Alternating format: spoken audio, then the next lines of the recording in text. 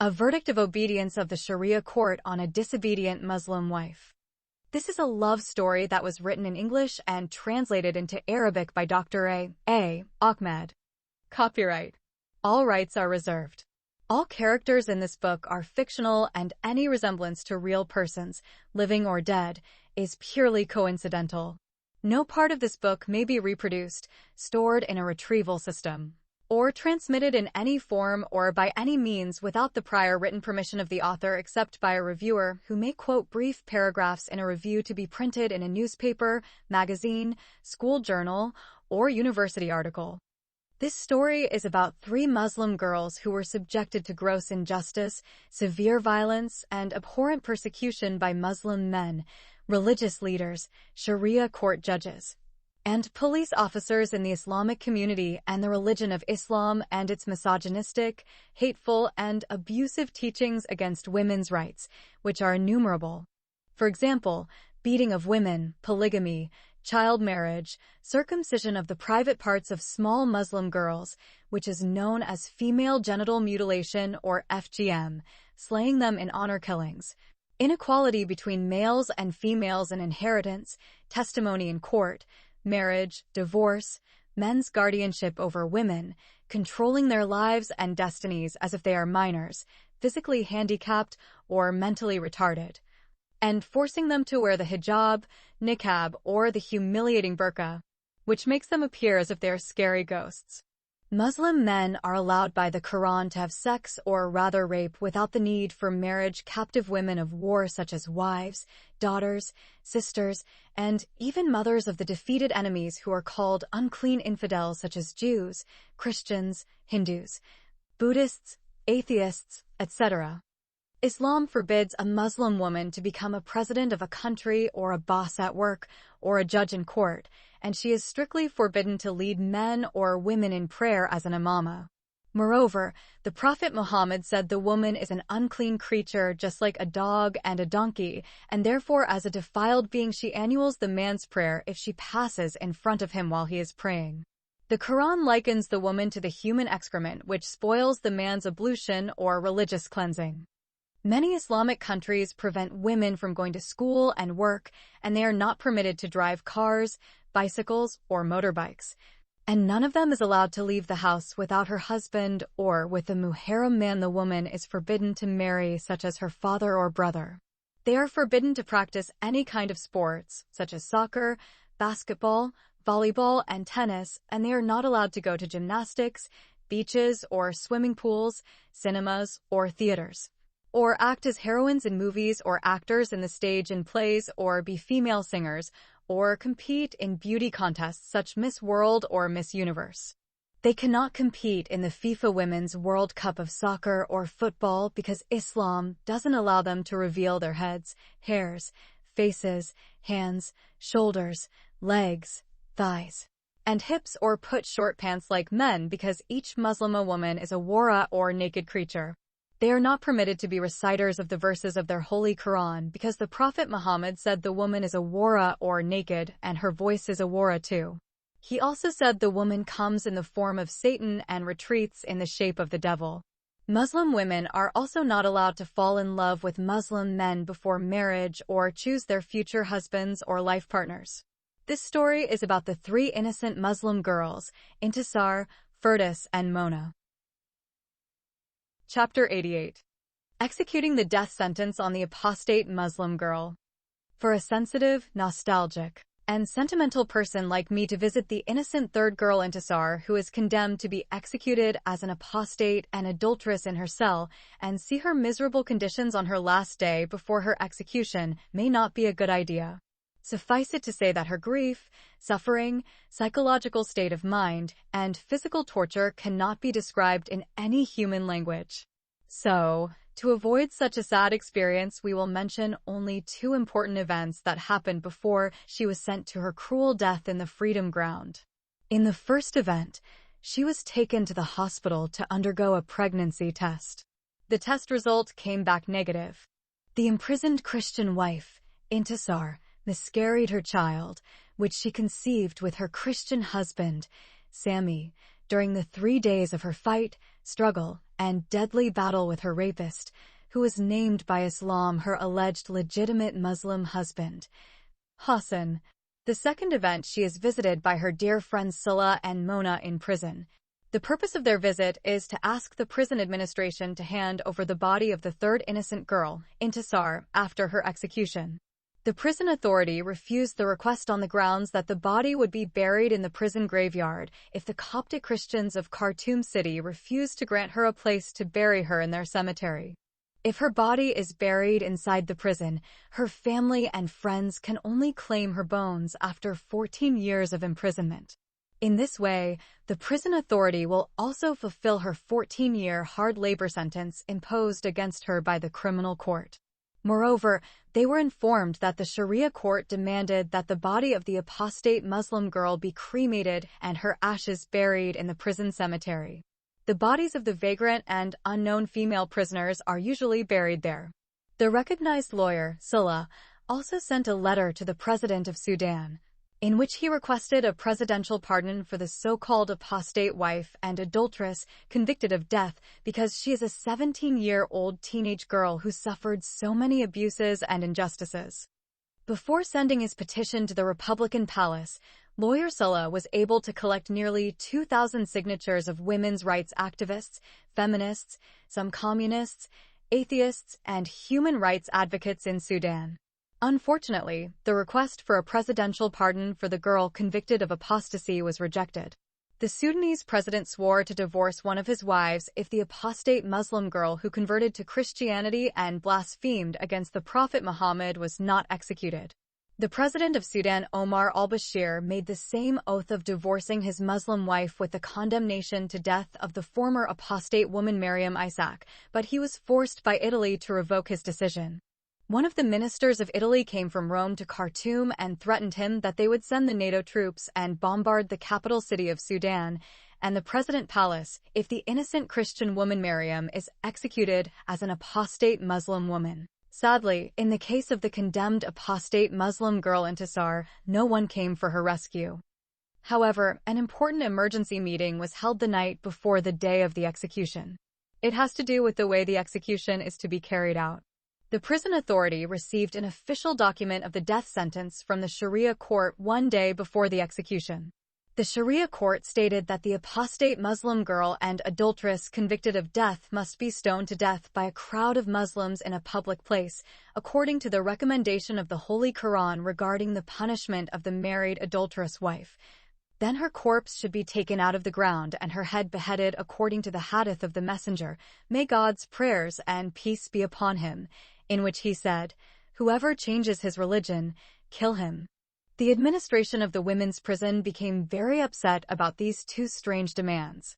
That is why they have to convene an urgent and secret meeting to decide on such an abnormal matter. The meeting took place late in the evening and lasted for 6 long hours. Many senior government officials and top police officers attended the meeting.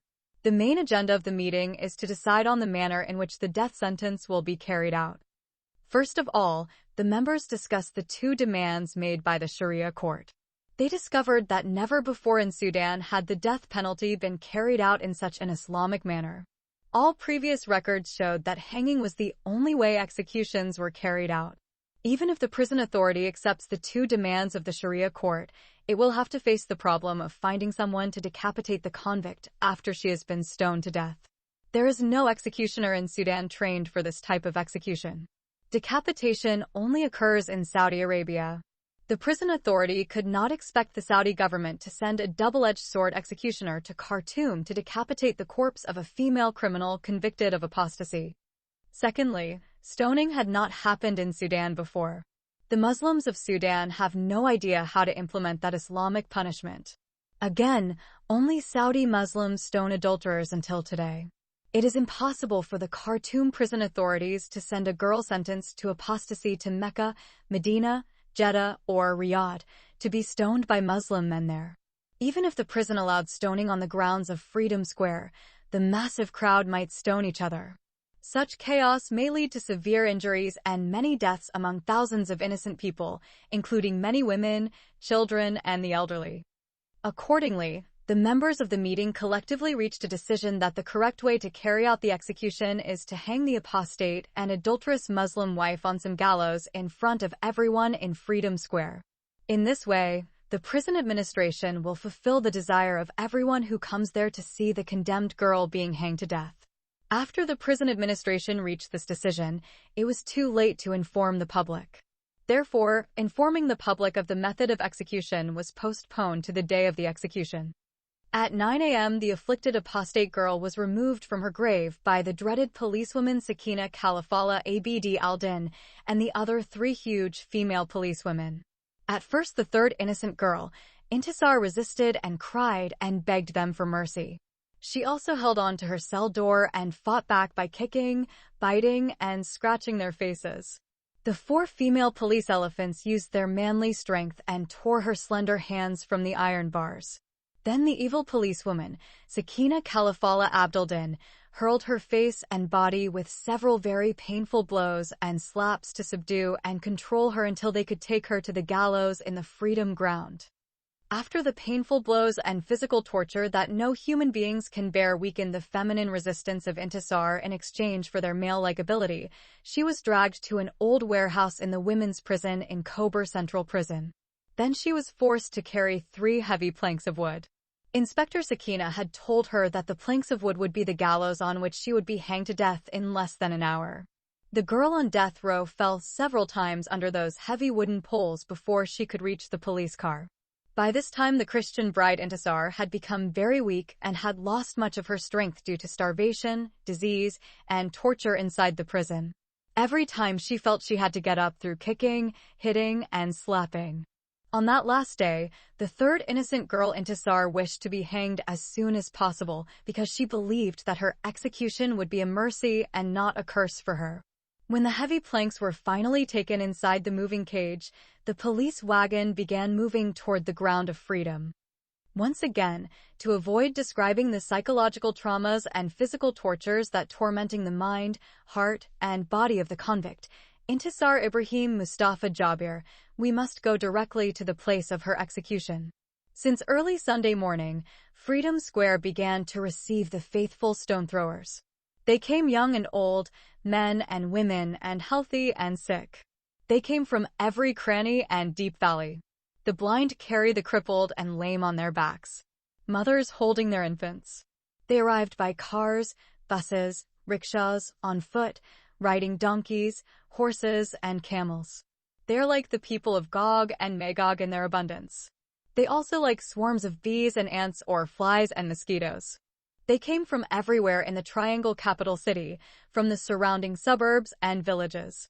By 8 a.m., the large ground of Freedom Square was filled to capacity. There is no place for an apple to fall. The latecomers climbed trees, walls, and ceilings. All the surrounding streets were filled with people. Each one carries either stones or bricks. Some have swords, spears, sticks, machetes, knives, and hammers in their hands. Everyone is constantly shouting Allahu Akbar, Allahu Akbar, Allahu Akbar. The wide square of Freedom Ground was filled with intense police security. Numerous police cars and military trucks unloaded countless policemen and soldiers. The army soldiers are heavily armed to the teeth, and the police officers are fully armed and ready for any riot or violence. They carry rifles, machine guns, large wooden batons, and some iron clubs. Some of the policemen on horseback carry long whips.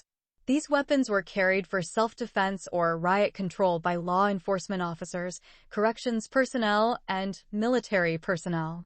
Other uses for batons include mob control or dispersing crowds of rioters. They also hold some large shields in their hands. Their bodies are fully protected by military-style body armors and helmets. They are armed and ready as if they are at war and are about to attack the camps of their sworn enemies at any moment. 0 hour has finally arrived. At 9:30 a.m., the mobile police cage carrying the apostate and adulterous Muslim wife, her hanger, and her 4 female guards arrived at Freedom Square. The carriage passed through a narrow corridor surrounded by police guards. People rose to their feet to see the cursed girl. and their hatred for her increased when they read in the newspapers the report of the 15 Muslim scholars who met her and tried to argue with her in the best way and convince her to rebuke Satan and repent from her apostasy. The negative report of the university professors included the exact details of every word they said to her and every blasphemous word she supposedly uttered with her slander against Islam. The so-called educated Muslim scholars knew and understood that none of them could refute her words or respond to her condemnation of the religion of Islam and the facts she said about the Christian religion. They decided to stir up the religious sentiments of Muslims against the apostate, adulterous, and blasphemous wife. Many people have come to avenge the blasphemies that she has spoken against their beautiful religion of Islam and their infallible prophet Muhammad, who they all believe is the master of creation and came to perfect morals and God sent him as a mercy to mankind. They just want to stone and brick the cursed girl. Their threatening cries continued to get louder and louder. Many of them entered a state of religious trance. Some became devout ascetics and began to perform circular dances and vigorous chanting as acts of ecstatic devotion. Like whirling dervishes, they possessed an exuberant energy as they danced, jerked, and shrieked as if they were possessed by demons. Some Sufi bands came with huge drums and started dancing, shouting, and chanting in unison. There are many religious behaviors going on within the vast land of Freedom Square, but we don't need to bother ourselves with these fanatics. One last thing to mention, and then we head straight to the gallows location. There are hundreds of sellers of water, juice, religious books, prayer beads, amulets, talismans, veils, niqabs, blessed sand, and many other things. Some people sell sacred stones and bricks. The sellers of these two sacred objects claimed that they brought them from the tombs and domes of the righteous saints of God who died hundreds of years ago. Some people sell the holy water of Zamzam well, which they claim to have brought with them upon their return from the Hajj rituals of pilgrimage to Mecca and Medina. Some people sell bowls full of milk and camel urine because the Prophet Muhammad recommended drinking them like medicine to treat many diseases that have no cure medicine to treat. This milk and urine of the female camel is the most expensive and most demanded. The Prophet Muhammad said in an authentic hadith that in the urine of a female camel there is medicine. Whether or not this disgusting prophetic medicine is healthy or harmful, only God knows. I would rather die of an incurable disease than drink the bitter and poisonous urine of a she-camel. Logical sense says that if the urine is good and beneficial to health, the she-camel will not urinate it. However, after the arrival of the police wagon, the crowds expected to see the apostate and adulterous wife being taken out by her guard, dug a hole for her, and buried up to her neck. After that, they must proceed to fulfill the judgment of God and his messenger over her by stoning her to death. Instead, they saw some policemen rushing towards the carriage and appearing to pull the 3 planks off. Then they laid them out in the open and began to dig with excavators quickly into the ground. In a short time, they erected the gallows and brought the rope and fixed it at the top so that all could see it. Crowds of faithful Muslims were surprised to see the gallows. They asked each other why the noose was there. Before anyone could provide an answer to the above question, a loudspeaker was heard announcing through a handheld microphone the decision of the prison authority. Ladies and gentlemen, may God's peace, mercy, and blessings be upon you. On behalf of the Women's Detention Authority in Kober Central Prison, I am here to tell you that the death sentence for the girl convicted of apostasy and adultery will not be carried out by stoning or beheading, but the convict will be hanged to death on the gallows. This execution will be carried out in the presence, deliberation, hearing, and testimony of everyone. She will be hanged to death within a few minutes. This is by order of a legal decree issued by the prison authority. If anyone is caught throwing a stone or a brick at the convicted girl, her bodyguard, security personnel, and medical staff, he will be arrested immediately. And he will be punished later with imprisonment for a period of up to 6 years, or a fine of 5 billion Sudanese pounds, or both penalties together. Strict orders were also issued to all police officers and army soldiers to beat, arrest, and shoot with live bullets anyone who tries to attack them. We therefore ask that you behave well, be a good citizen, and maintain public order. After the convicted girl is hanged, her body will be examined by a qualified doctor. When he is convinced of her death, he will officially announce her death.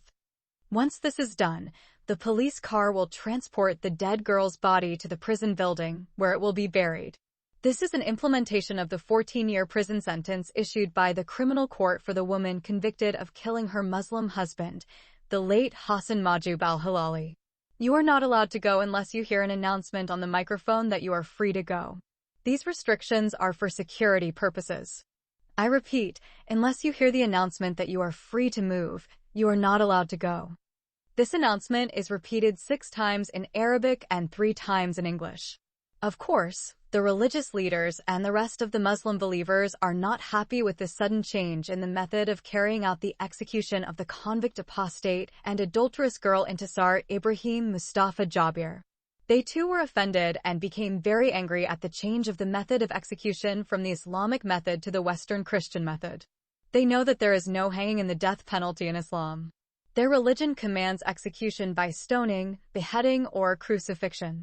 Hanging is a foreign method of execution brought to Sudan by the British colonialists more than a century ago when they invaded and occupied many Muslim countries.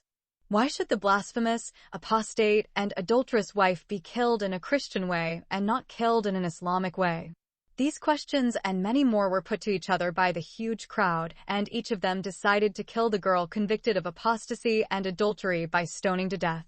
Whatever the policemen and army soldiers do to them, the Muslims and their leaders have decided to implement Allah's judgment on her with their stones before hanging her. They are waiting for her to get out of the police wagon, and then they can shower her with rocks and bricks. At 10:15 a.m. the police car door was opened and the 4 policewomen came out with the sentenced girl. The convict wife wears shorts, a tight sleeveless shirt, and tall boots. The Sharia court recommended that she be brought before the believing Muslims in her scandalous and disgraceful Christian dress that contradicts Islamic law, which was gifted to her by the unbelieving Christians who brainwashed her and converted her to their false and corrupt religion. The police inspector Sakina securely grabs the convict's hand and pulls her toward the noose. This time, by order of the prison authority, the handcuffs and shackles were removed from her hands and feet. Most likely, the Sudanese government does not want to allow Christians who have infiltrated themselves among Muslims to use their cell phone cameras and film the apostate Muslim woman who converted to Christianity with her hands and feet tied, and then upload their photos and videos to the internet. In the cases of her trials at the criminal court and the Sharia court, the Sudanese government has prohibited entry to any man or woman who does not have Islamic names, and has prevented the admission of anyone who has names that show that they are Christians. But in a public place open to everyone, such as Freedom Square, this method of racism and religious discrimination cannot be applied, even though security men and government spies are spread like locusts everywhere. Once again, Intisar made unsuccessful efforts to resist the huge policewoman from taking her from the police car to the gallows. As usual, the huge dinosaur, policewoman Sakina, raised her big hands which, like 2 thick sticks, slapped her on the face, kicked her with police boots on her body until she subjugated her under her control, then grabbed her left hand and proceeded to drag her forward by force. When the crowds of Muslims saw this so-called cursed apostate Muslim girl, the impure Christian infidel, and the murderous, adulterous, traitorous wife, they began shouting and chanting in unison, Allahu Akbar, Allahu Akbar. The screaming kept getting louder and louder. Meanwhile, the evil policewoman, Sakina Khalifallah Abdul Din, continued to drag Intisar by force until they reached the gallows. Again, the convicted girl starts screaming, kicking, and biting the policewoman's huge hands, but all her struggles are in vain. The cries of the Muslim believers continued to grow more and more intense. The executioner then proceeded to lower the rope until it reached Intisar's neck. The angry cries of the crowd at the change in the method of execution have turned into curses and insults against the prison authorities, female guards, and police officers. By then the executioner had grabbed the noose and was about to place it like a wreath of flowers and roses around Intisar's neck. At that decisive moment that separates the condemned girl between life and death, a huge stone flew like a missile fired from the ground to the ground and hit him in the head like a bullet fired at him from close range. The executioner let go of the noose, fell to his knees, and grabbed his head. Blood flowed from his head like a red liquid. Another huge stone fell near the huge police inspector Sakina's feet. She raised her watermelon-large head to look. She saw stones and bricks flying towards her, as if the sky had started raining cats and dogs over her head. She is about to return the condemned-to-die prisoner Intisar to the police wagon before she is stoned to death with her. Before she could move her huge body, another large stone hit her in the face and blinded her eyes with a torrent of blood. She fell flat on her back, like a camel that had been hit on her neck with an axe before slaughtering her. The huge policewoman started bleeding profusely through her vile mouth and screaming and snoring like a wounded elephant. The apostate Muslim girl, who was supposed to be hanged to death within seconds, saw blood pouring from the policewoman's mouth and face. Then Intisar knelt close to Sakina's huge body and tried to help her to her feet. At that time, a sharp stone passed over her head and missed her by a fraction of an inch. She heard the sound of the stone passing close to her right ear, and it went and hit the head of another large guard policewoman and also knocked her to the ground like an ox that was hit with an axe on its neck. Stones and bricks come flying like swarms of locusts and fall on the place where Intisar is standing like drops of heavy rain. The angry crowds have now turned into uncontrollable hooligans.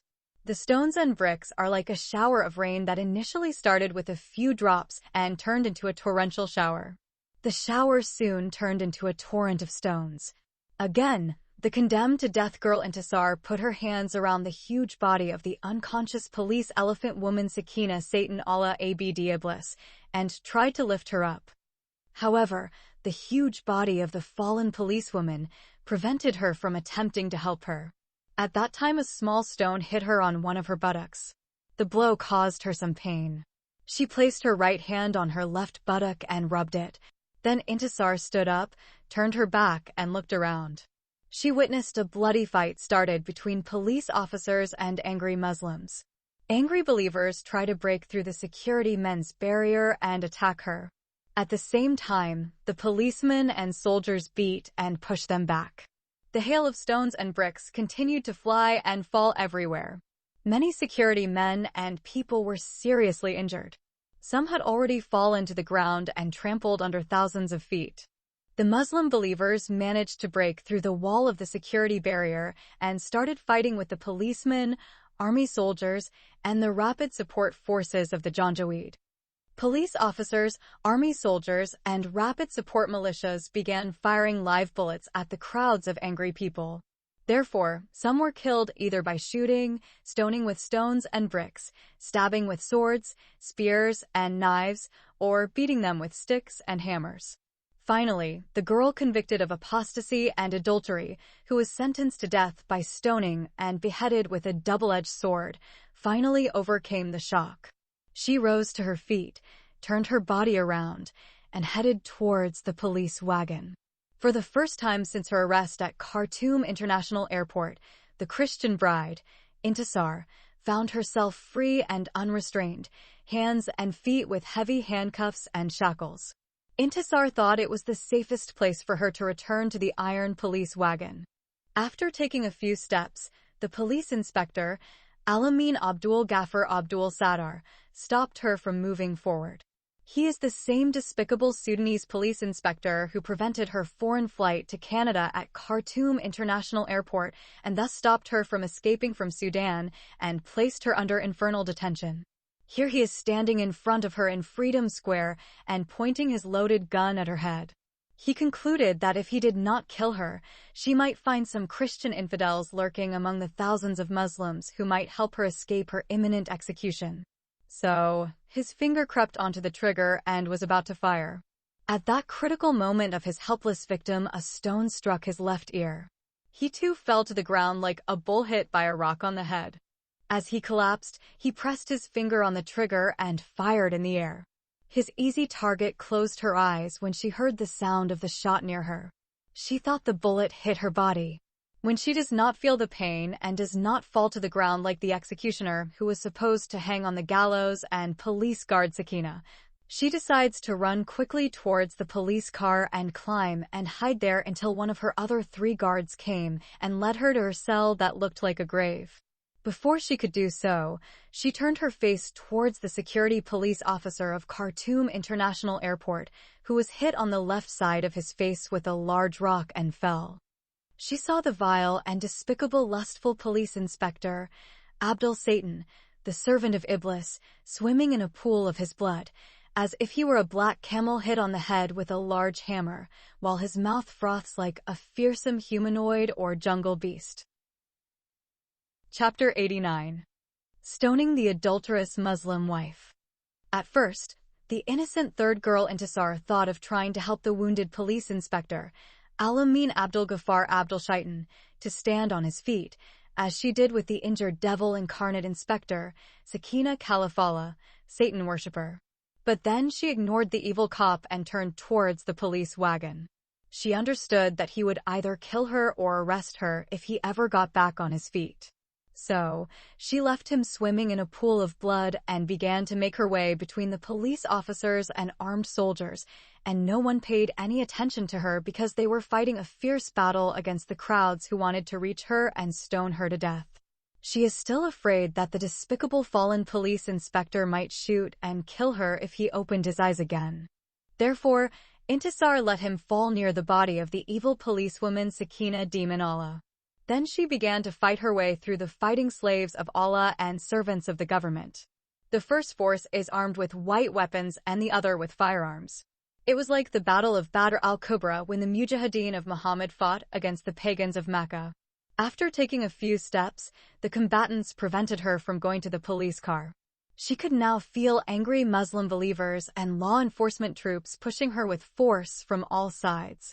No one recognized her and did not see her as a result of the thick dust cloud that buried everyone. She saw people falling everywhere. These two forces are fighting each other like Satan, Lucifer, and his demons are fighting against the angels of God headed by Archangel Michael. The raging battle forced her to change direction and start making her way in the opposite direction. She doesn't know where to go now. As she made her way through the police, soldiers, Janjaweed, and crowds, she fell several times, but each time managed to get back up. The frightened Intisar continued to fight her way through the mob, the police, and the army. In 15 minutes of running, she managed to reach a place where many people were fleeing for their safety.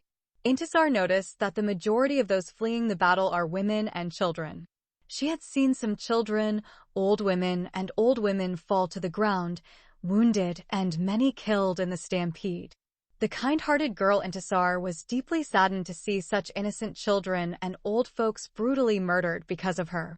Some disabled wheelchairs have been pushed down and their owners are either dead or seriously injured. Some women with their infants were also crushed and their babies fell down. Old children who have lost their parents are running everywhere. Convicted girl Intisar is now moving with the stream of escapees. Many people are screaming out of fear of death and in order to protect their lives. She could hear the constant sound of gunfire deafening her ears. She became very scared and terrified. At any moment, she expects a bullet to hit her body or a stone on her head. Moreover, she knew that mobs of angry Muslims were throwing thousands of stones and bricks because they wanted to stone her to death. The loud screams of people also frightened her. Despite this, she continued to run under the bullets and the hail of stones and bricks. After half an hour of running and suffering, Intisar managed to reach an empty spot. She saw many fleeing people like her now running in front of her. She decided to change direction and not run after those fleeing. She was afraid someone would recognize her and reveal her identity to the angry crowd. Then the escaped convicted girl jumped over the fence of Freedom Ground and started running aimlessly until she reached a residential area. Intisar can still hear the frenzied riots and deadly fights between the two warring forces because of her still raging in the Valley of the Shadow of Death. She continued to run faster than ever in her tragically dangerous life. She's running faster than the day she ran away from the mob who mistook her for a zombie girl and chased her from the cemetery to the gate of the military base. After running for a long distance, the apostate convict girl stopped to catch her breath. Then she knocked on 3 doors of seemingly luxurious houses, but no one opened the door for her. She took a few minutes rest, still standing, and then continued running. Intisar ran for about another hour with no purpose. Finally, she became exhausted and realized she couldn't run anymore. Her tired and weak body could not move any further. She was like a mini rickshaw taxi that ran out of gas. But she realized that she had reached a big bridge. In the field of non-freedom, the sounds of raging battles are now dead to her ears. It was like she came out of the valley of shadow of death. Then she sat down on the edge of the bridge to take a break and catch her breath. She doesn't know what to do or where to go next. She decided that no matter what might happen to her, she did not want to go back to her grave cell and those harsh police female guards and terrorist Muslim girls who are known as Sisters of Nozaba. She would rather choose to be stoned to death or die in the streets like a stray dog than return to the evil vigilantes and criminal Muslim terrorists. She wishes to be killed once rather than killed every day and buried alive in her dark grave-like cell. As the apostate Muslim wife, adulterous Christian bride on death row, and prisoner fugitive sits wondering what to do next, she witnesses a mini taxi pull towards her and cross the bridge. Then Intisar rose at once to her weary feet and waved her hand to the driver. The taxi overtook her and stopped a few meters in front of her. She quickly rushed out and opened the passenger door. When she looked inside, she saw an old man with a white beard. Then she told him while she was panting and her body was sweating, "Can you help me, uncle? I'm in a hurry. I have to take the bus that is going today to the city of Gedaref." "Get in quick," the driver yelled. "This is not the place to stop." Intisar quickly entered her exhausted body and closed the door behind her. "I will be fined if the traffic police see me stopping to pick up a passenger in the middle of the bridge." Intisar did not respond to his complaint. She looked at him for a moment and then turned her frightened face and began to look outside. The old man thought she was in a hurry, so he went at full speed. The speed continued to increase steadily. Shortly after, the taxi crossed the Freedom Square Bridge and headed towards Gedaref City's bus station in the popular market Al-Sig al-Shabi in Khartoum.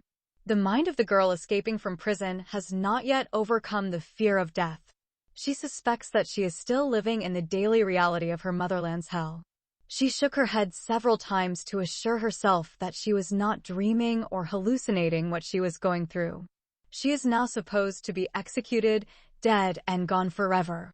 How could she escape from those huge female bodyguards, police officers, army soldiers, RSF Janjaweed, and thousands of angry Muslims who gathered in the square of the execution field to kill her and rejoice in her death? She knows that many of them were killed in her place and many of them will die sooner or later. As the taxi was speeding toward the bus station, it passed several police cars and military trucks speeding in the opposite direction, all loaded with police officers and army soldiers armed to the teeth. The girl on the run from death row knows where those cars are headed. Where are government vehicles going? Has our beloved country Sudan been invaded by the enemy country Israel? The driver asked sarcastically. Intisar ignored his racial and religiously loaded biased comment and pretended to be worried about her trip. Then she looked at her hand and saw a small watch still hanging around her wrist. In all those terrible and dark days, she never parted from her watch. It is the only gift her lover Sammy bought for her. She would hide it inside her pants and bra, and sometimes in her mouth. She wished to swallow it in her stomach instead of allowing anyone to take it from her. Its rhythmic beating represents the beating of Sammy's heart, who is always in love with her. The old cabbie arrived at the bus station, stopped his taxi, and waited for the beautiful teenage passenger to pay her fare and run towards the bus leaving for her home city, Gedaref. Instead, Intisar removed her small watch and dropped it into his hand. The girl escaping from prison and the death sentence said while crying, "My good uncle, please accept this small watch as your fare. I lost all my money. That was stolen with my bags when I arrived today by plane from Cairo City. I have no relatives in Khartoum City, so I must go back to my family in the city of Gedaref. Otherwise, I will have to roam the streets without shelter, money, and no free safe place to sleep at night." The old man said when he saw her tears falling from her beautiful eyes onto her smooth cheeks, "I only take my fares in cash." Since you said that you lost all your money that was looted with your bags, please save your precious little watch and go ahead and take your bus back to your family and enjoy a safe journey to your beautiful city, Gaddafi said. I was also born in that beautiful city, but my family moved half a century ago to this damned city, Khartoum, which is full of bad thieves, corrupt politicians, and dangerous police officers. My favorite song is sung by the late wonderful female artist Asha Al-Falati. Yes, Sesame Gaddafi. Alzal Sajar Marif. Yes, my daughter, you are a small girl indeed, and you did not know the evil of people in this city, so you trusted them until they deceived you and stole your bags and looted your money. Praise be to God that He saved you from them before they gang raped you and then killed you to hide their heinous crime. The third innocent girl Intisar, who was unjustly condemned to death, felt that the wise old man summed up her tragedy in simple terms, as if he had read her sad love story in a book. Thank you very much, my kind uncle. You are more loving and generous than my dear late father, Ibrahim. May God have mercy on him. Then Intisar took the old man's fragile hand and kissed it gently with her sweet, soft lips. The good old cabbie wiped a few tears from his eyes and encouraged her to move quickly and travel to her final destination. He even wished for God's protection and care for her. Then the convicted girl opened the taxi door and rushed towards the bus stop. She hastily crossed the street knowing that the police were chasing her. A large truck was about to crash into her, but the driver slammed his foot on his brakes, honked his horn in a deafening sound, then pulled his head out and cursed her angrily. "Fuck you, little Eritrean refugee bitch." The fleeing Sudanese girl ignored him and in a few steps crossed the wide road and reached the ticket office of the Gaddafi bus. Then Intisar saw passengers queuing. She looks at their faces and wonders if any of them could agree to help her if she, with tears in her eyes, asked him to buy her a ticket. Somehow she resisted the idea of going to them and begging them to buy her a ticket. Her past bitter experiences on the streets of the capital city have taught her that no man will give money without the expectation of having sex with a beautiful young teenage girl like herself.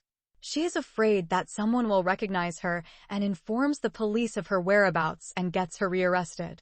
So, she turned her face and went in the opposite direction. Intisar thought the only alternative for her was to find a place to hide. She even thought of returning to the Good Samaritan Coptic Christians and asking them to hide her and help her escape from the Sudan to Egypt. She immediately rejected this idea when she remembered that no one of the Coptic family members had ever come to visit her in prison or write her a letter. Even her dear friend Susan did not visit her while she was suffering in the women's prison.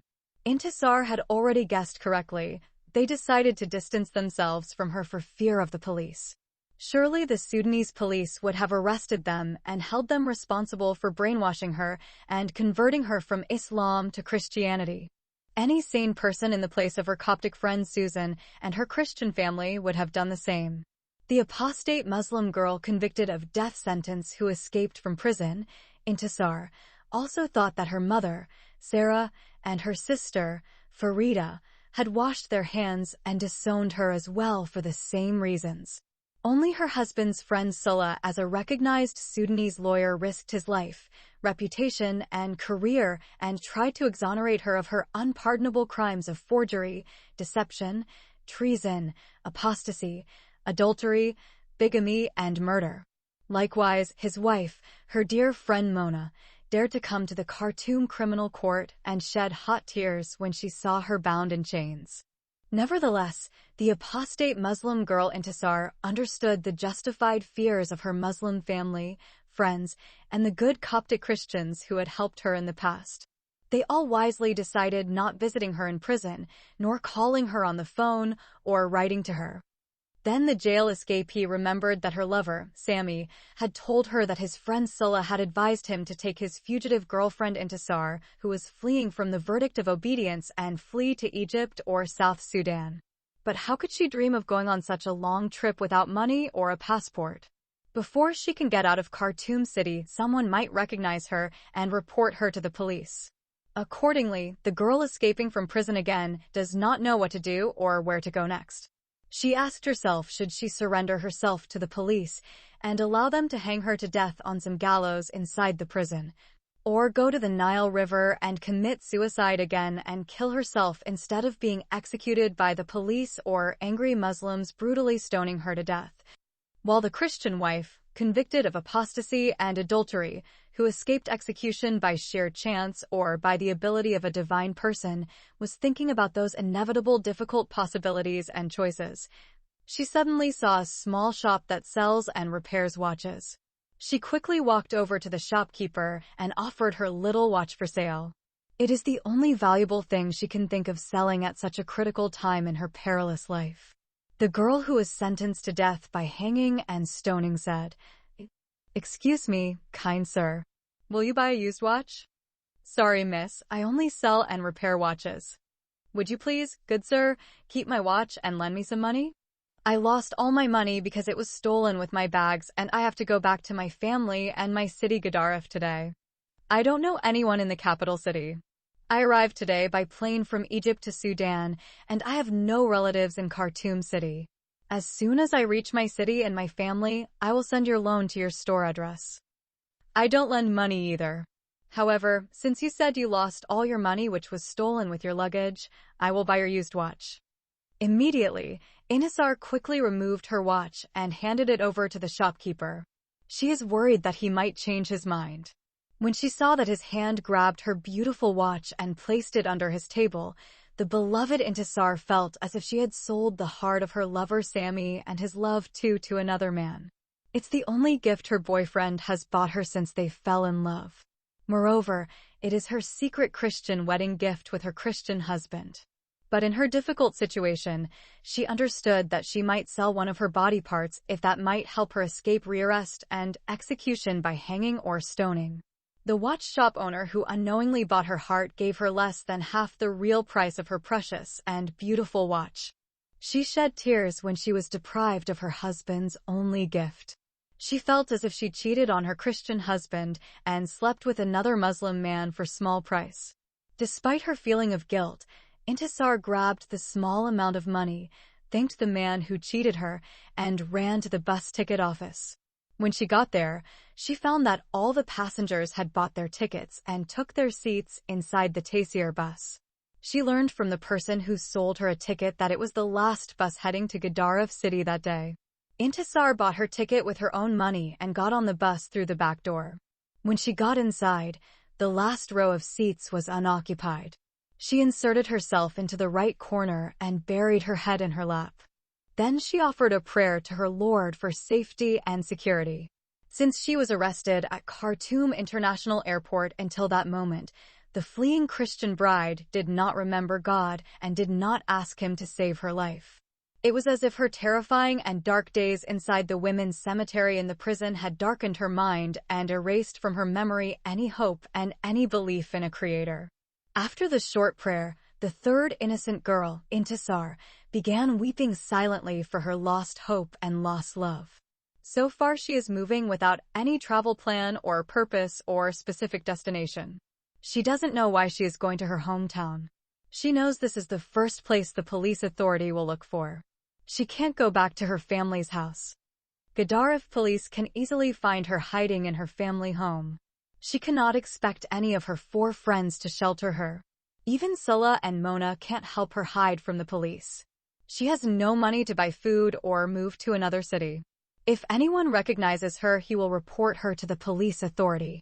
She felt that her country, the whole of Sudan, had become a big prison in which she was imprisoned. Therefore, she expected her freedom to be no more than a few hours. Sooner or later, she will be arrested and thrown into her dark grave, and then she will be hanged to death in Kober Women's Prison. She knows that in that notorious prison many famous Sudanese politicians and thinkers were executed, including the great Islamic religious thinker Mahmoud Muhammad Taha. Once again, the girl escaping from prison and death found that all the doors were closed in her face. As usual, every time she finds all the roads are closed in her life, and she faces a dark fate, she believes that the blood of her late, innocent sister, Firdaus, brought her the evil that she is facing now. However, she trusted her luck and faith and continued praying and crying silently. Shortly after the start of the journey, the bus entered the highway and began to increase its speed at a steady pace as it headed east. The hours of her long journey passed slowly like 5 years. During those hours, Intisar did not raise her head or look around. The bus stopped several times for the passengers to either relieve themselves or eat their food. At every stop, her heart became filled with fear, dread, and panic. Whenever the bus stopped at the security checkpoint, she was afraid of being recognized and arrested by the highway police. Somehow she remained unidentified until near sunset at the time the Taysir bus finally arrived at her birthplace.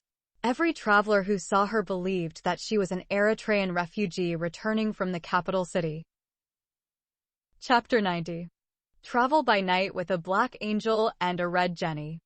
The girl escaping from the dungeon and her death penalty does not have a watch to know the time.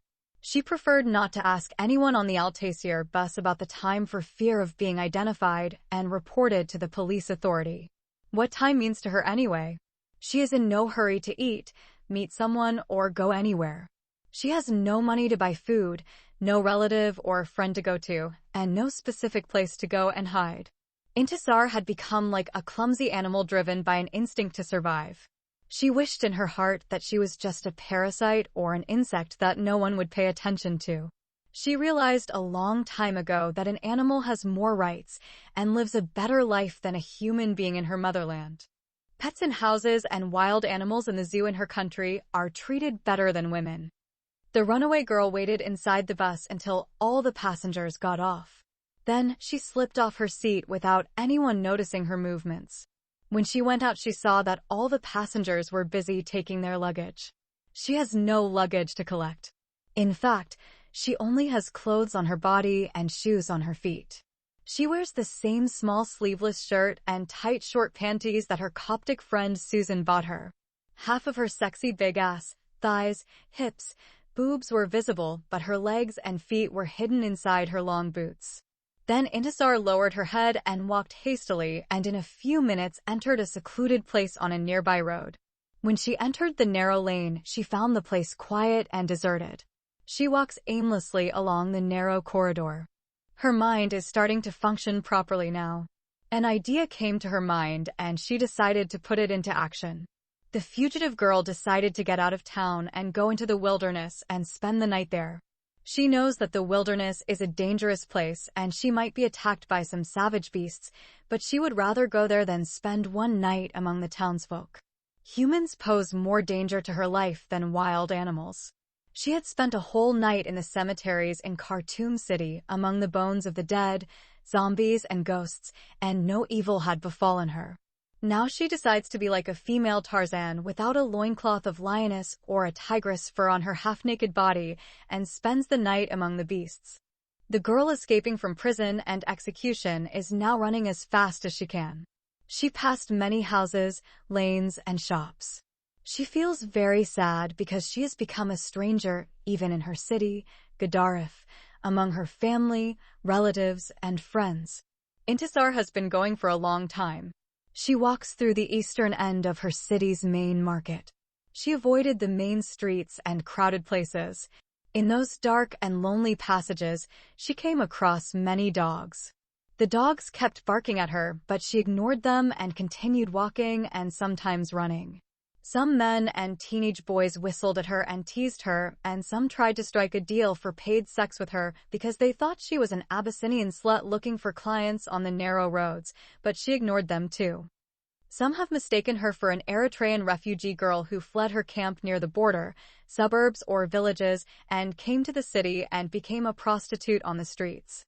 Most men in Sudan believe that every young Ethiopian woman and Eritrean girl is a prostitute.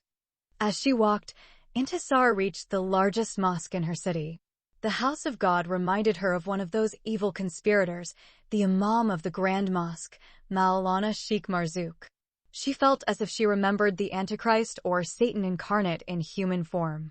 He is the authorized Mazoon who concluded the 2 contracts of the 2 legal Islamic marriages, who destroyed the life of her late sister, Firdos, and her life as well. Therefore, she hastened her steps and moved away from that mosque haunted by the devil, where its key appointed imam is one of the most dangerous members of the gang of the ill-fated, Osman Satan al-Tayyib. He is also the evil Islamic religious leader who conspired with her criminal half-brother Omar and conducted 2 marriages with her and her sister Firdaus with the rejected selfish lover Hassan al-Shaitan al-Hilali, and the despicable old man Osman Iblis al-Tayyib, who became her father-in-law and daddy to her Christian immigrant husband Sami. While she was walking aimlessly, the Muslim girl who became a jail escapee on the run from death row for apostasy and adultery also passed a large Christian church in her home city of Gedaref. It's a Catholic church. She saw many Muslim men and youths standing and urinating on the wall of its walls as if it were a dirty public toilet. None of them could dare to pee on the walls of any one of the 1,000 mosques in the city. Gedaref city is known as Mecca City of Sudan because it has such a big number of mosques while there was only one church. If any man dares to urinate on the walls of any house of Allah from the 1,001 mosques, he would be slain on the spot, and his blood would be upon his shoulders. This is also one of the honor killings the law wouldn't punish its killer. At first, the Christian bride thought of entering the church and begging the priest or whoever was there to shelter her, feed her, and hide her from the police. Despite her miserable situation, she once again remembered the good and loving Coptic Samaritans who distanced themselves from her as soon as she was arrested at Khartoum International Airport and thrown behind bars, accusing her of apostasy from Islam and conversion to Christianity. If those Coptic Christians who love her so much and did so many good things for her couldn't help her, how can she expect those Catholics who don't know her to help her hide from the law? Even her Muslim mother, Sarah, or her best friends Sulla and Mona would not risk their lives and hide an apostate Muslim girl who is on the run from the death sentence, and every policeman in the country is looking for her. However, as she strolled aimlessly around the main market on the outskirts of her town, Intisar began to hear the voice of a lorry's assistant shouting to the commuters, over and over, "The refugee camp at Wad Koli. We'll leave in 10 minutes. Word of refugee immediately reminded her of her crime of falsifying the identity of an Eritrean refugee girl. Although it is considered a major crime and because of that she was detained at the only international airport in Sudan, Intisar still saw a glimmer of hope in her current helpless situation. So, she stopped walking towards the wilderness and turned her face towards the herald. She saw a young man in dirty clothes, which indicated that he was the assistant. She also saw several Eritrean refugees sitting on top of sacks of grain that filled the truck to the brim. They are men, women, and children. They reminded her of the truck in which she escaped with Sulla, disguised as a handsome young man. So, she goes straight to the truck and decides to use it to get safely out of town and into the wilderness for her first night of freedom with the beasts. When Intisar got to it, she put her right foot on one of the truck tires and was about to climb up. Her attempt is intercepted by a man wearing dark glasses and dirty clothes. "Wait a minute, my pretty lady," said the man, smiling. "Upstairs is not a safe place for a teenage girl like you. We have special seats for beautiful young ladies your age. Come with me, I'll show you where you can ride and travel with us in the lorry safely." The beautiful teenage fugitive from Islamic justice accepted his advice and followed him. He took her around the lorry until they reached the front and showed her the reserved seats. She found that there were actually 2 Eritrean refugee girls sitting in the front seats near the driver's seat. Then the new Eritrean girl thanked the man and went up and sat quietly. An hour has passed since Intisar got on the lorry and its assistant is still yelling at the passengers, telling them to hurry because the truck will be leaving in 10 minutes. She became concerned that the boy might have mistaken 10 hours for 10 minutes. Every 5 or 10 minutes she sees 2 or 3 riders have boarded. She wondered how these poor refugees were stuffed on top of those sacks of grain like sardines in cans. When she saw them before she got on the lorry, they appeared to her as stuffed eggs in a cardboard box. After a long wait, Intisar guessed that 3 hours later, she saw the same man who advised her to sit in the front, came and sat in the driver's seat next to hers.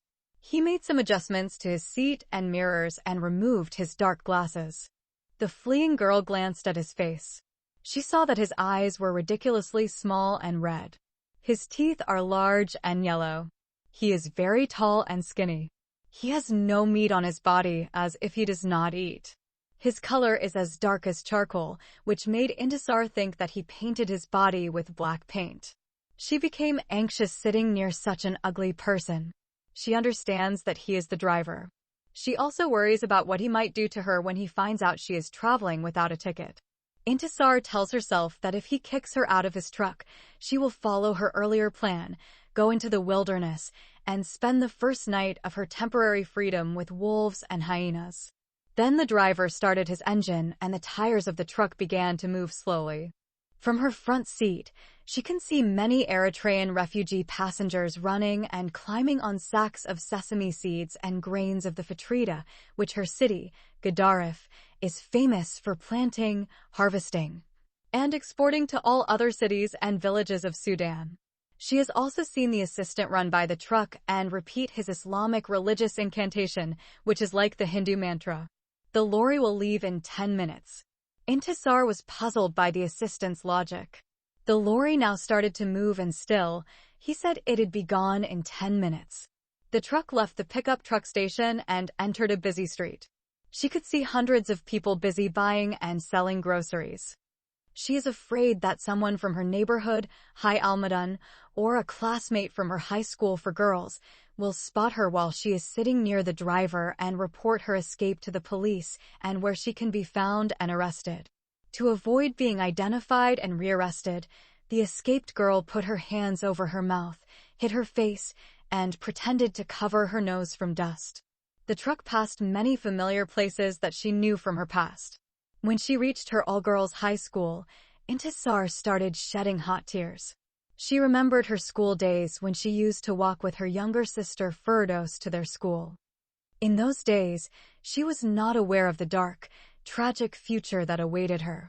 Little did she know that one day she would commit the unforgivable sin of eating the forbidden apple fruit from the tree of the knowledge of good and evil and falling in love with a rich son.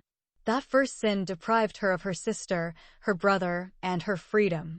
Intisar wished again that she had not met Sammy in one of the cinemas in their city on that fateful evening, and they fell in love at first sight. At least, if this love affair did not happen, her sister Firdas and her brother Osman would still be alive to this day. She would not have suffered much and was hated by everyone, including her late sister, who described her in her first and last love letter to her beloved Sulla as the selfish girl who caused her kidnapping, rape, and brutal killing. Intisar begins lamenting her misfortune that led her to defy the entire community. She challenged the rich, powerful, and influential man in her city, Mr. Osman al-Tayyib. What a naive person and foolish girl she is, she thought to herself. She expected that her strong love for her lover, Sammy, would take her wherever she wanted to go and destroy any force that stood in the way of them being husband and wife. But what a pity her strong love destroyed her family instead. Her irrational love made her a sex slave to a selfish Muslim husband, a Muslim wife fleeing from the verdict of obedience, an apostate woman, an impure Christian infidel, a fake girl, a blasphemer, and a murderous Christian bride. She remembered that in those days many of her relatives, neighbors, classmates, and other girlfriends tried to prevent her from pursuing her love affair with the rich man's son, but she rejected all their advice and warnings and dug her own grave. Some of her classmates said that Intisar foolishly digs her own grave by falling in love with a rich boy. Some of her girlfriends said that her vanity with her incomparable beauty made her like a butterfly that jumped into the fire, believing that the glowing flame would increase her beauty. Her Muslim mother, Sarah, told her one day, "My daughter, Intisar, you are nothing in front of a great, strong, and influential man in society like Syed Osman al-Tayyib." Then the girl escaping from the gallows changed her mind and began to ask herself why she had gone to the Wad Koli refugee camp. She had never heard of this camp in her entire life. She could not answer the question of the female police investigators when they asked her what is the name of the camp from which the police permission papers that allowed you to leave were issued. Now she has decided to go to a refugee camp, but what is she going to do in that place? Will the camp police recognize her as a girl escaping from prison and from the gallows? Would they believe her if she claimed to be an Eritrean refugee girl? And if they believe her, will they discover later that she lied again and claimed Eritrean citizenship and then send her back to prison? Intisar was unable to answer any of her questions. She's just going for the sake of going. She wants to be as far away as possible from that dark and horrifying grave cell in which he has been buried alive for over a month. In less than an hour, the truck left the city and turned onto the gravel highway. Intisar started to feel her body start to shiver as she was about to fall on either the driver or the other Eritrean girl sitting near her. She gripped her seat tightly to maintain her balance. The truck has now left the city's smooth street and entered the rough highway. It is a very bumpy gravel road. So, the tires kicked up dust and covered both the inside and outside of the truck in a hurricane of thick dust cloud. Intisar and the two other Eritrean girls started coughing violently. They inhale a large amount of dust. The driver smiled at them and reassured them by saying that in a few minutes your lungs will take the dust and you will be fine. Then the driver lit a cigarette and let it hang. White smoke spread around his blackened face. His face was smeared with dust and sweat. Dirt descended from his right ear and the bridge of his nose. The three Eritrean girls coughed harder as the driver lit his cigarette, filling the dusty air with smoke billowing into the sky. Intisar wondered why neither the driver nor his assistant asked her to pay her fare. Is the trip to the refugee camp free? She asked herself silently. She became relieved when she thought of such a possibility. Intisar thought the UN office would pay for them when they got there. The miserable faces of the refugees, who slumped like sheep over sacks of crop grain, confirmed her findings. An hour passed in the lorry, and no one claimed the fare. She concluded that the perilous journey is free. Her conclusion proved wrong when she saw the assistant's small head dangling from the right-hand window and knocking with a coin demanding the three female riders pay the fare. Intisar wondered how he managed to keep his head in such an inverted position. He appeared to her as if his legs were tied to a rope on top of the truck and his head and body hung freely like a chicken on a rope. She imagined how damaging his fall would be if that invisible rope was cut. He also looks like Jack in the Box or Jenny in Aladdin's magic lamp. Red Jenny cried for the third dove. It's time to pay for your flight. We charge the rate of 2 passengers for each front seat. The heart of the broke girl started to beat fast and loudly and her body was sweating. Then she looked through the dirty windshield of the dusty truck. She can hardly see anything outside. On either side of the truck, she could see the pitch-black, moonless night spread out like a fearsome black beast. While wondering what to do, she saw the 2 Eritrean girls paid for the little genie's head. Hurry up, third little dove. My legs won't hold me anymore. Please, sir, allow me to pay the fare when we reach the refugee camp at Wad Koli. We don't accept that. We charge our prices on this end, not the other. When we get you back from camp, you can pay us there.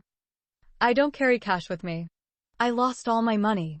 My money and bags were stolen at the Khartoum bus station in Gadaref City. When the fugitive girl clarified her desperate situation, triumphantly crying, she heard the mouth of the Red Jenny's little head burst into demonic laughter like an offreet, and he followed it up with a loud whistle with his yellow tongue, lips, and teeth. His whistle caused the truck driver to stop abruptly, as if it had been in an accident.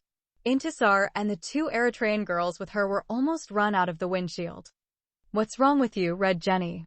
The black driver shouted angrily after slamming his foot violently on the brake. The little genie's head that had now disappeared from view cried out. I have a passenger without cash. Throw him out of the lorry and let's continue our nocturnal journey. She's a little pigeon, and I don't think she can go home alone on this dark night. We have to get her back to town. Bring her back to town. You must be kidding. Who will pay for the gas? It will take 2 hours of driving back and forth. Jenny find the money inside her bag and clothes. Sometimes an Eritrean girl hides her money inside her bra or panties. Do not hesitate, O Red Genie, to stick your hand into her private parts, inside her bra, between her breasts, or even under the swimsuit in her pussy, if she willingly refuses to give you the money hidden there. I know that these refugee women do not pay money easily. They just want to eat and drink and stay in our country and fuck us for free. She has no luggage and I can't look for money in her underwear and bra. Do it yourself. She might hit me in the face if I put my hand on her breasts or inside her pussy. Then the angry black driver pushed his door open, jumped out of his seat, and screamed. Who is she? Where is she? She's not sitting on top of the grills. She's there in the front seat next to you. The now penniless runaway girl sweats and trembles like a reed. Intisar thought the angry driver would go through her tiny bikini underwear and red bra, and when he couldn't find the money, would throw her out of his truck. The skinny black driver got up again and looked at the refugee girls. 3 young ladies, who is among you, travel free? It was me, my kind sir, said the penniless passenger, weeping. I will pay my fare as soon as we get to the camp. I'm going there to look for paid work. Oh, young woman, beautiful dove. Everyday refugees flee their camps and come to the city in search of work. No one has the money to give you paid work available there. The camp is just a cemetery to eat, sleep, urinate, defecate, and die. I know, sir, I can find something that helps me earn some money. Please don't kick me out of your truck on this dark, wild, scary night. Wolves and hyenas will eat me alive. Here, too, there are snakes, lizards, frogs, scorpions, and other poisonous insects. There can be demons, goblins, ghosts, zombies, and scary beasts. Oh, my sweet girl, I can't throw you out of my truck. I have a heart and a conscience, too, but you should have told me that in town before you got in the truck. In which case I would have persuaded you to stay in the city and live among healthy people. Now you will live among sick refugees who fight for their survival every minute they spend in death concentration camps in that creepy jungle. The emergency Wad Koli camp for Eritrean refugees will be more dangerous for you than walking at night alone among these poisonous insects, ghosts, goblins, scary zombies, and ferocious beasts and monsters that you mentioned. Thank you very much, good sir, for your generosity and kindness. Then the black driver shouted to his assistant, Red Jenny, I will pay out of my own pocket for the journey of this beautiful young pigeon. But if any other fucking Eritrean refugee tries to deceive you, expel him or her from the lorry without asking for my permission. Do not even care if the teenage Eritrean refugee tells you while she is crying that she is afraid of being attacked by a lion and a lioness together while she is alive, or be fucked in her pussy by the devil or screwed by a zombie in her ass while she is naked. The assistant's voice let out a loud laugh before telling the driver. The other refugees all paid their fares in full cash. We have one female passenger traveling free tonight, and you have agreed to pay for her fare. When the red genie's head reassures the black driver of the honesty of the other refugee passengers, the truck resumes its nocturnal journey through the frightening wilderness. The driver was silent for a long time and suddenly said to the broke girl, You must have been deceived. And I know why our Sudanese people deceived you.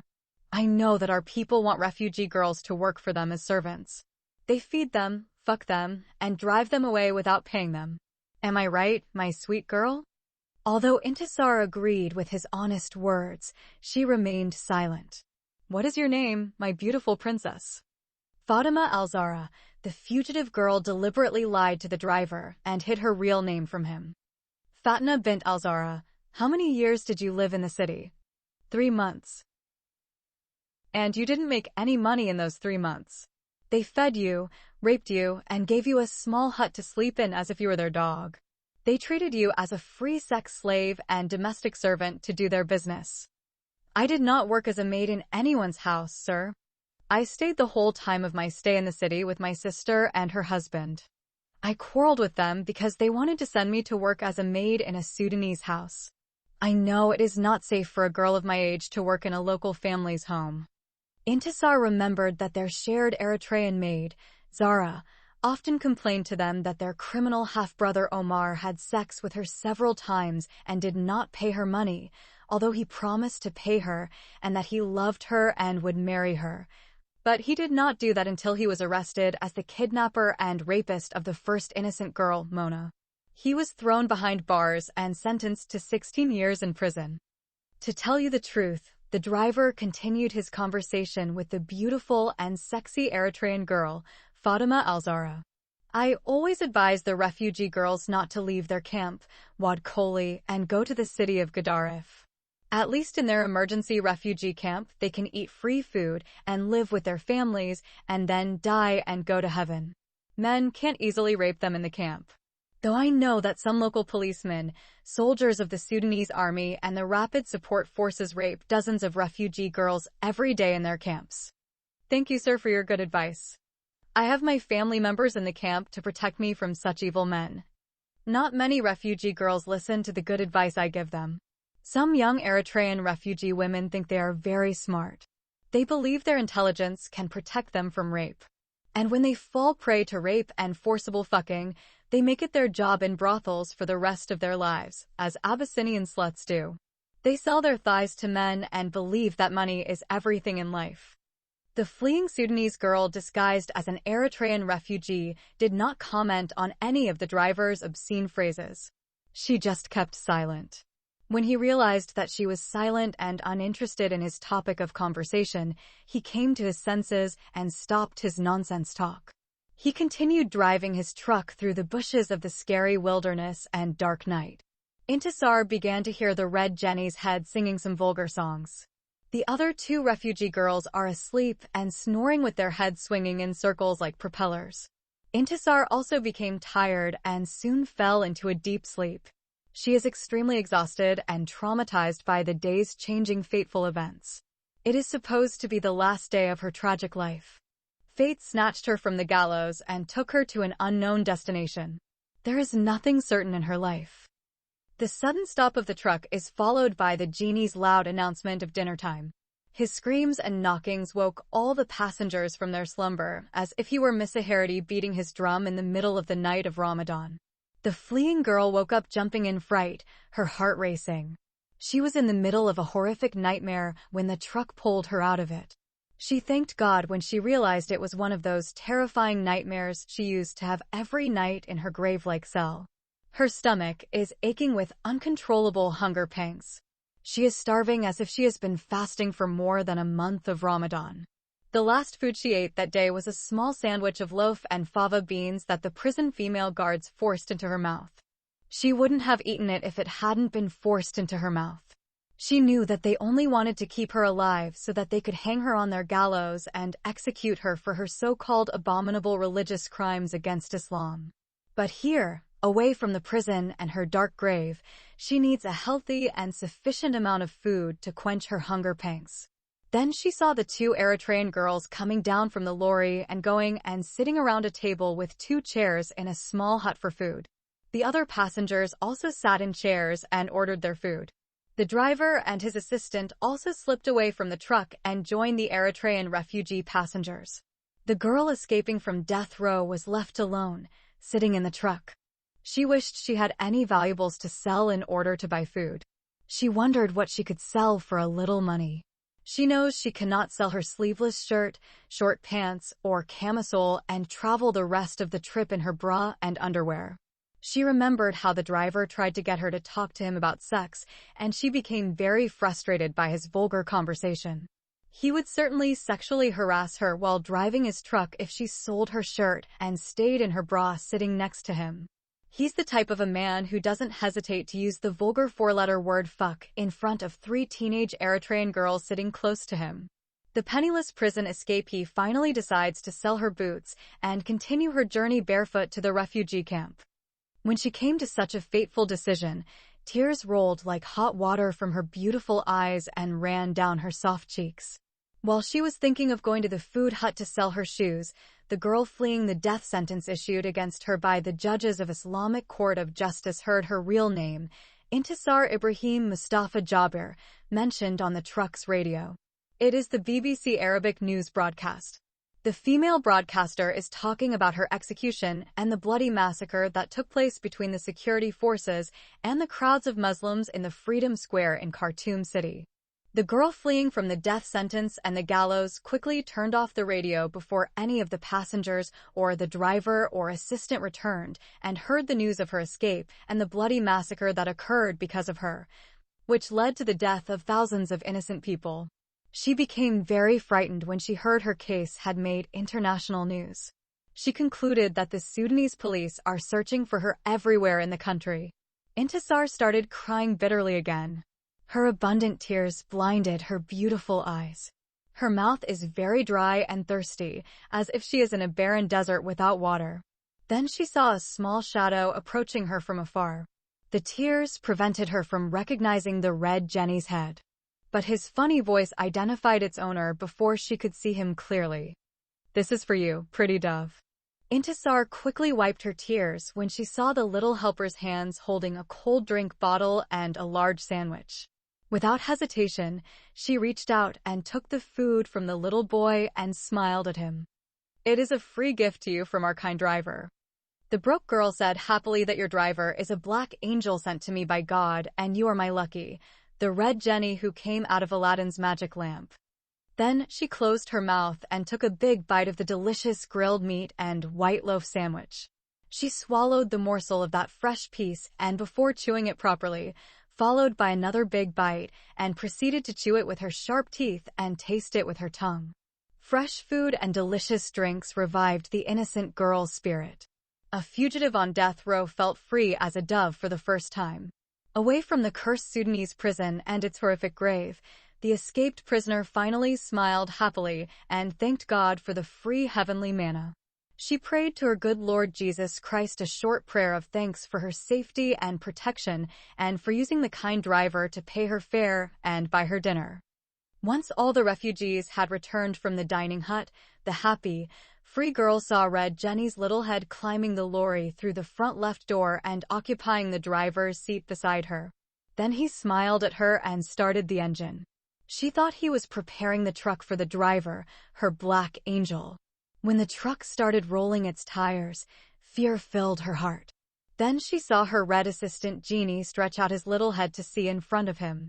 The engine began to howl like a hungry wolf in the dark night, and the speed increased steadily madly as if the truck had suddenly grown wings and started to fly.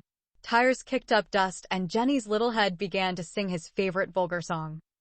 I see her and laugh and run away and come back to her. This beautiful dove who is having a sexy body, a man with bad luck like me who is dear fled can't fuck her pussy with his dick. This bad song was considered a degrading song and was banned in Sudan. Any drunk man or tramp caught singing it will be arrested by the police. Then he will be punished with 55 lashes and 6 months imprisonment with a large fine. Red Jenny sings it to the beautiful and sexy semi-nude Eritrean girl whom he named Little Dove. He is like the black angel. The lorry driver fell in love with her at first sight. But they both know that the Eritrean chick is as beautiful and sexy as she can't love an ugly truck driver like the black dog and lorry's assistant like a red monkey.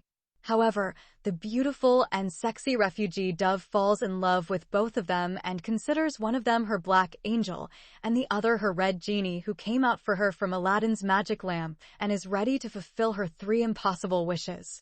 So, his vulgar song was understood by the sweet dove sitting beside him as a flirtation. So, his words made her sexually aroused until she wet her black swimsuit-like underwear and wet her pussy pubic hair. It was a wonderful experience that made Intisar's heart full of excitement, admiration, and adventure. A feeling of respect and reverence mixed with awe and amazement inspired by something majestic and powerful.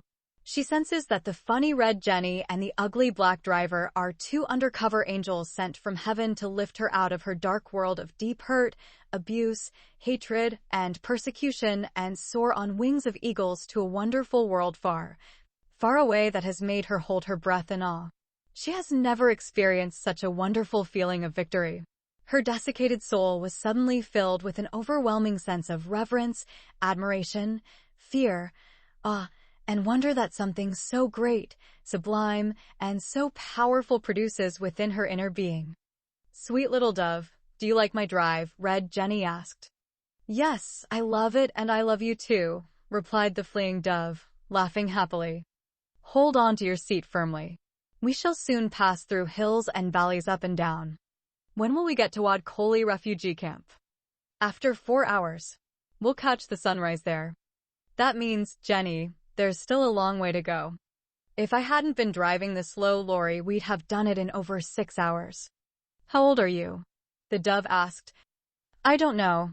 Red Jenny replied. My parents did not remember the date of my birth. How can neither your father nor your mother remember your date of birth? Oh, sweet dove, young lady, I have no parents. Intisar jokingly said, You must have two parents, otherwise how were you born into this existence? The sweet dove thought the red Jenny of her luck, who sprang out of Saladin's magical lamp, was just joking with her. In fact, the red Jenny is like the first man, Adam, who had no father, mother, siblings, or human relatives until God created Eve for him from his rib. Jenny in the language of Sudan is Wad Haram, or, euphemistically, an illegitimate child. His biological mother was a mentally retarded woman who was raped by an evil man.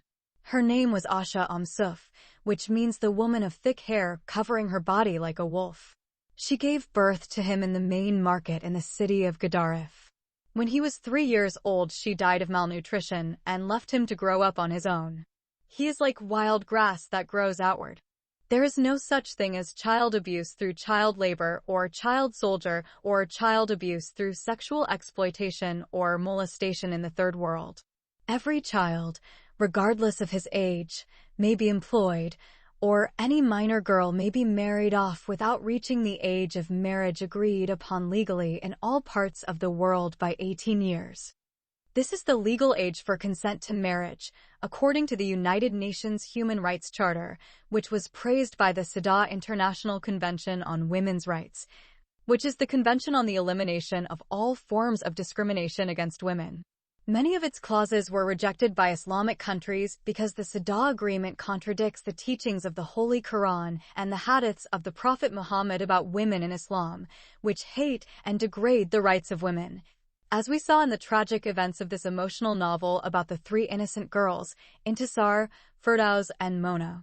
According to the personal status law in Sudan, it is permissible and lawful for a father to marry off his virgin daughter to any man, regardless of his age. When she is 10 years old accordingly, the red genie began, since the age of 3, to beg and sometimes work.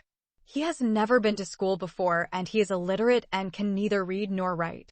In this way he somehow survived until he was 13 and became Laurie's assistant.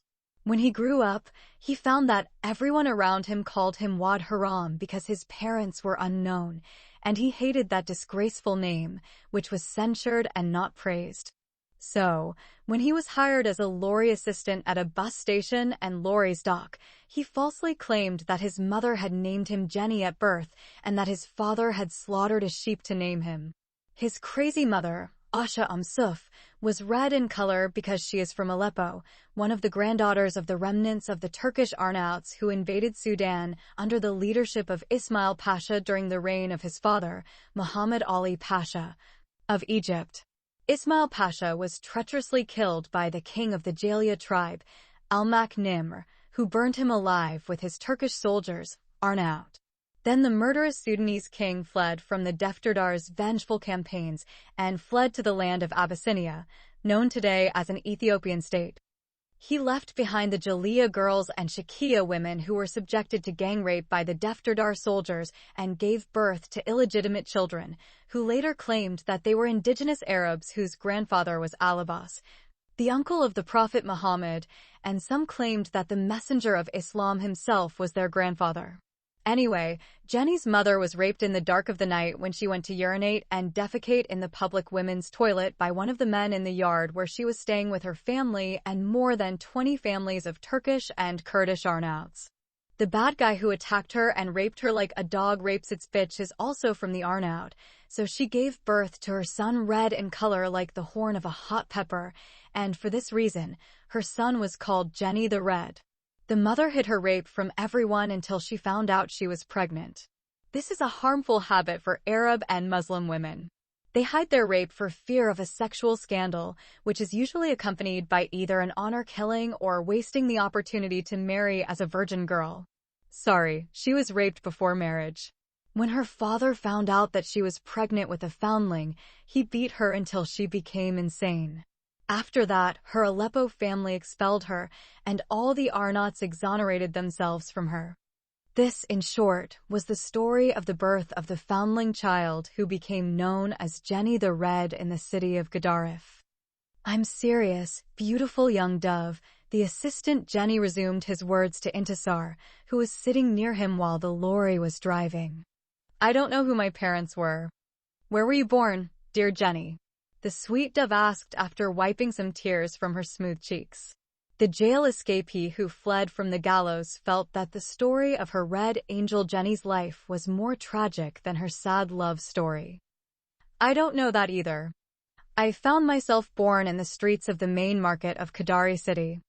Before she can make any further inquiries into the tragic life of Wonderland Boy, the death row escaped girl's body starts bouncing up and down as the truck rocks and speeds insanely. So, she grabbed her seat tightly. She now knows that the so-called Wad Haram boy drives the lorry up and down hills and valleys. The rest of the journey, as predicted by the little head of the red Jenny, is very dangerous and difficult. For the rest of the night, all the refugee travelers stayed awake. Early in the morning, the skinny driver, the Black Angel, swapped seats with the assistant red Jenny, who came out of Aladdin's magic lamp and drove the lorry for another hour. The free-spirited girl who had miraculously escaped from the gallows watched the sunshine on the distant horizon through the tall trees as the driver stopped the truck and announced to the passengers that they had arrived safely at Wad Kholi refugee camp. The Christian bride felt as if she had been brought on a space shuttle from the zodiacal sky and landed on the surface of another planet in a galaxy thousands of light years away from the Milky Way.